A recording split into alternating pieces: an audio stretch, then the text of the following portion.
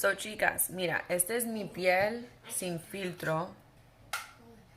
No tengo filtro. Tengo un pinchincito aquí, little acne, me ha salido.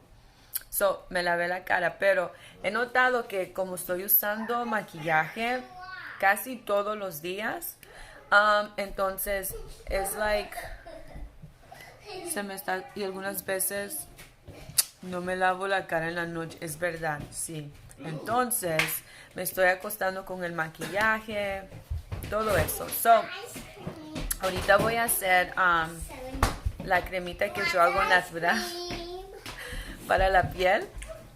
Y estos botecitos tú los puedes comprar en el dólar. Yo los compré en el dólar, mira, y viene $1 por 6 de estos. So, toma el botellito, oh my gosh, y vamos a hacer la cremita para la cara.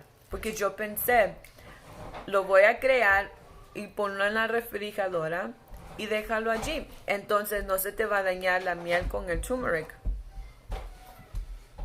Ok, so vamos a usar este que es Organic Light Agave. Cuando yo empecé a hacerme la mascarilla, chicas, yo usaba miel de abeja, pero orgánica, like raw,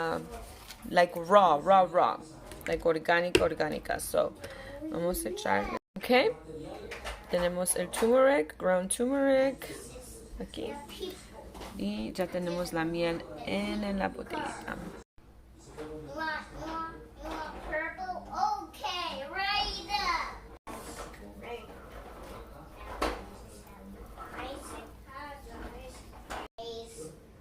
Ok, chicas, ya está lista. Súper fácil. Le eché como 5. No tenía cuchara. Usé como un cuchillo